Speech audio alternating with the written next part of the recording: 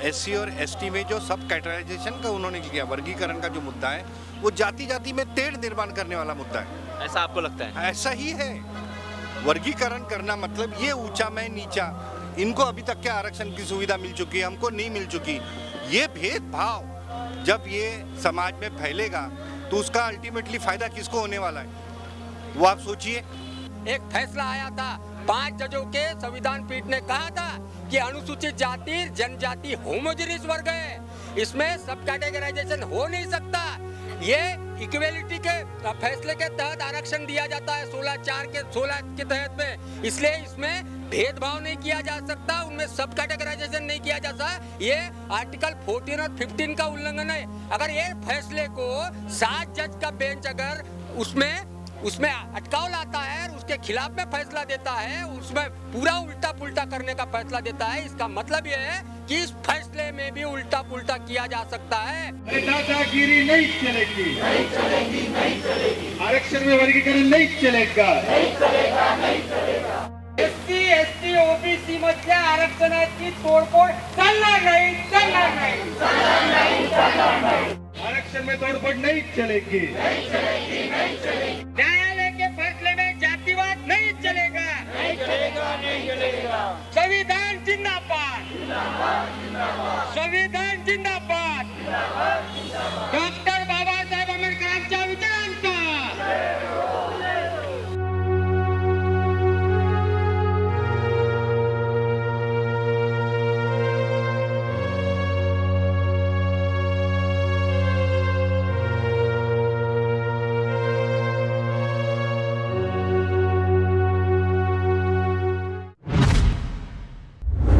देश भर में भारी प्रदर्शन हो रहा है सुप्रीम कोर्ट के इस फैसले के खिलाफ।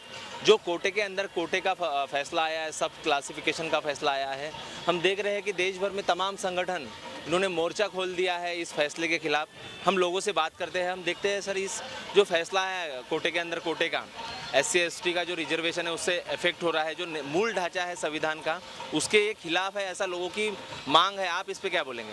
लोगों की मांग नहीं है ये जो कहा जा रहा है कि माननीय सर्वोच्च न्यायालय ने जो 1 अगस्त को जो फैसला किया, जिसके तहत अनुसूचित जाति जनजाति में जो कोटे में कोटा करने के लिए राज्य सरकार को अधिकार देने की जो बात कही है, और साथ साथ में अनुसूचित जाति और जनजाति में संपन्न वर्ग उनको लगा और उनमें से संपन्न वर्ग को उसमें से हटाने की जो बात कही उन्होंने, तो ये इसके खिलाफ लोगों के फैसले की तो बात है। लोग तो बोल रहे हैं इसके खिलाफ है, अनुसूचित जाति जनजाति और साथ साथ में जो खास करके आरक्षण लेने वाले जो समुदाय है, अनुसूचित जाति जनजाति के साथ में पिछड़े वर्ग के भी लोग हैं, ये तो इसके खिलाफ में रास्ते पे उतर ही गए हैं। लेकिन ये फैसला केवल हम ये नहीं कह रहे कि ये लोगों की मांग है, लोग इसके खिलाफ में है।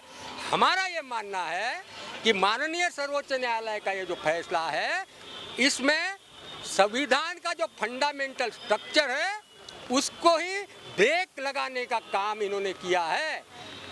संविधान पीठ जिसको कहते हैं वो लोग, जिसके तहत इन्होंने फैसला किया, हमारा ये मानना है कि ये संविधान पीठ का फैसला ही नहीं है। ये तमाम जो बातें उन्होंने कहा है, जिसमें करीबन 7 जज का बेंच था, हमारा ये कहना है कि उन्होंने व्यक्तिगत अपने अनुभव के तहत, व्यक्तिगत मान्यताओं के तहत, व्यक्तिगत मानसिकता के तहत ये फैसला उन्होंने सुनाया है। कोई भी आप उठा लो फैसले में, ये जज का उस जज के फैसले के साथ कोई तालमेल नहीं है। 4 जजों ने तो एक जो जज ने फैसला किया उसमें सहमति प्रदर्शित की है, यानी उनका फैसला ही नहीं आया है। इसका मतलब है एक जज ने बात कही और बाकी जजों ने उसमें सहमति दर्शाई है, तो यह संविधान के पीठ का फैसला ही नहीं है। मेरा मानना आपकी क्या रणनीति रहेगी आगे की? अगर ये तो फैसला आ गया, अभी आगे की आपकी रणनीति क्या है? फैसला आ गया तो हमारा कहना है कि इसके पहले एक फैसला आया था, 5 जजों के संविधान पीठ ने कहा था कि अनुसूचित जाति जनजाति होमोजेनियस वर्ग है, इसमें सब कैटेगराइजेशन हो नहीं सकता। ये इक्वेलिटी के फैसले के तहत आरक्षण दिया जाता है 16 के तहत में, इसलिए इसमें भेदभाव नहीं किया जा सकता, उनमें सब कैटेगराइजेशन नहीं किया जा सकता। ये आर्टिकल 14 और 15 का उल्लंघन है। अगर ये फैसले को 7 जज का बेंच अगर उसमें उसमें अटकाव लाता है और उसके खिलाफ में फैसला देता है, उसमें पूरा उल्टा पुल्टा करने का फैसला देता है। इसका मतलब ये है कि इस फैसले में भी उल्टा पुल्टा किया जा सकता है। ये फैसले के ऊपर में नया बेंच बिठाया जाए, 9 जजों का बेंच या 11 जजों का बेंच बिठाया जाए और उसके तहत पुनर्विचार याचिका हो और उसके तहत इस फैसले के ऊपर में फिर से संगठन में चर्चा होकर इसका फैसला आए, ये हमारी मांग है। ये जो 1 अगस्त का जो फैसला आया है सुप्रीम कोर्ट का, जिसमें क्रीम लेयर का उन्होंने जो अट लगाई है कि ये क्रीम लेयर में जो भी संपन्न हो गए हैं उन लोगों को ये संवैधानिक अब जो मिला था अधिकार वो अब हटा दिया जाएगा, ये एकदम गैर जिम्मेदाराना है। उन्होंने किस सर्वे के मुताबिक ये फैसला किए हैं, हम उस फैसले का विरोध करते हैं। और ये जो क्रीम लेयर जो अट है, ये खास करके हम छात्रों के लिए सबसे बड़ी मुसीबत है। हम जब कॉलेजों में एडमिशन्स के लिए जाते हैं, खास करके उच्च शिक्षा के लिए, तो तब हमको ये क्रीम लेयर के लिए एक सर्टिफिकेट लाना पड़ता है जो कि बहुत ही कठिनाइयों से मिलता है।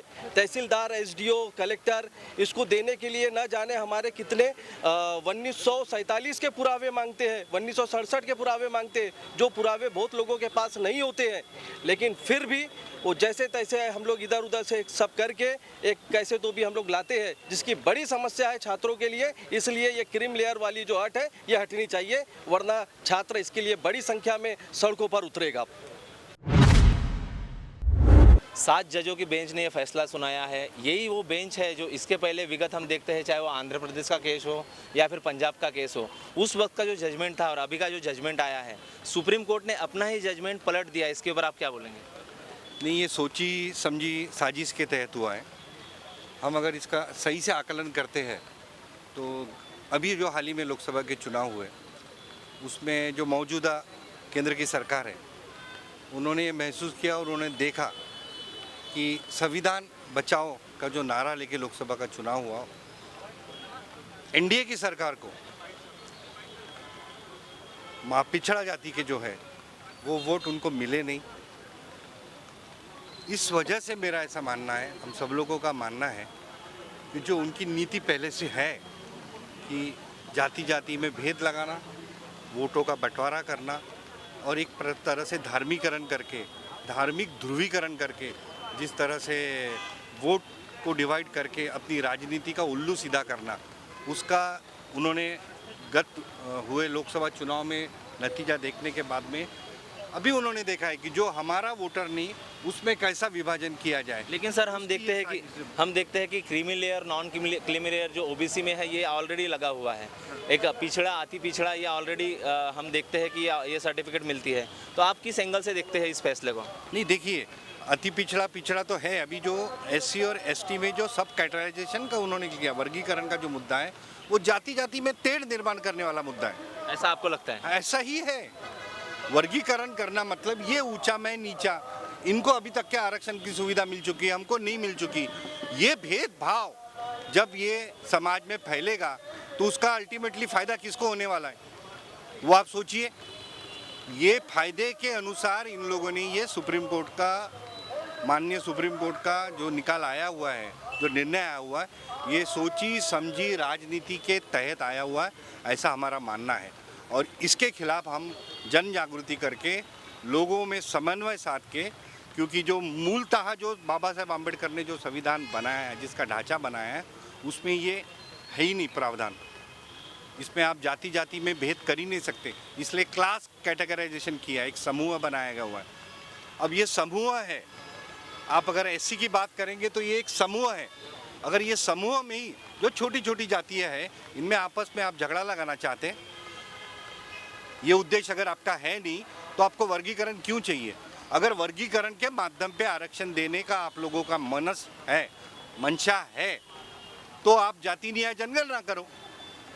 जाति न्याय जनगणना नहीं कर रहे, कुछ सर्वे नहीं, और आपने एकदम से सडनली सुप्रीम कोर्ट के 7 बेंच ने ये फैसला दे दिया कि हम वर्गीकरण करेंगे और क्रिमिनल लागू करेंगे।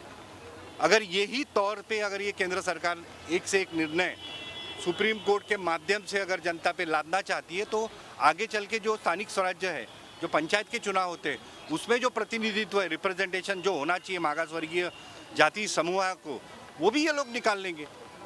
और ये कहाँ का उनका आर्गुमेंट है कि एक पीढ़ी ने आरक्षण का फायदा ले लिया तो दूसरी पीढ़ी ने नहीं लेना चाहिए। आप ये मानते हैं कि पूरे समाज का, वो पूरी समूह का अपलिफ्टमेंट हुआ है, उद्धार हुआ है? नहीं हुआ है ना। आज भी बैकलॉग बाकी है। ST, SC, OBC का रिजर्वेशन का आज भी बैकलॉग बाकी है। अगर ये राज्य सरकार लागू करती है और ये देश में ये कानून बन जाता है तो सीधे सीधे ये रास्ता जा रहा है ओपन के तरफ। मतलब बैकलॉग नहीं होगा। क्रीमी लेयर में बहुत सारे बच्चों को एडमिशन बोलो या पदोन्नति बोलो, प्रमोशन का बोलो, ये रास्ता खुल जाएगा और ये जो बचेगा हिस्सा, ये हिस्सा ओपन में चला जाएगा। जिस फैसले की बात होमोजीनियस से चली थी, जो ऑलरेडी वर्डिक्ट आया था सुप्रीम कोर्ट का, वही एक्स्ट्राजीनियस में कन्वर्ट हो गया। और जो 7 जजों की बेंच थी, अगर से जस्टिस बेला त्रिवेदी को छोड़ दिया जाए तो जो 6 जजों की जो फैसले आए हैं उसमें काफ़ी कॉमन वर्ड्स यूज़ हुए हैं। तो आपको लगता है कि एक राजनीतिक उद्देश्य के साथ ये फैसला आया है, ऐसा आपको लगता है? पूरा ये जो मुद्दा है ये राजनीतिक से प्रेरित है। जो 7 बेंच ने दिया है, एक लेडी ने विरोध किया, उसका मैं अभिनंदन करता हूँ आपके चैनल के माध्यम से। मगर जो 4 जजों ने कुछ भी न बोलते हुए सिर्फ मुंडी हिलाई, हाँ में हाँ मिलाया, तो वो 4 जजों ने जो बोला है तो उनका तो उसमें पॉइंट ही नहीं हुआ। इस प्रकार से ये समाज को SC, ST, OBC को गुमराह करना, सवाल इस बात का है जनता की तरफ से। और जो सरकार बनाई जाती है तो सरकार का पूरा हेतु जनता के विकास के लिए, चाहे उसका नौकरी में हो, सामाजिक उत्थान में हो, शैक्षणिक लेवल में हो, वो अब तक तो नहीं हुआ है।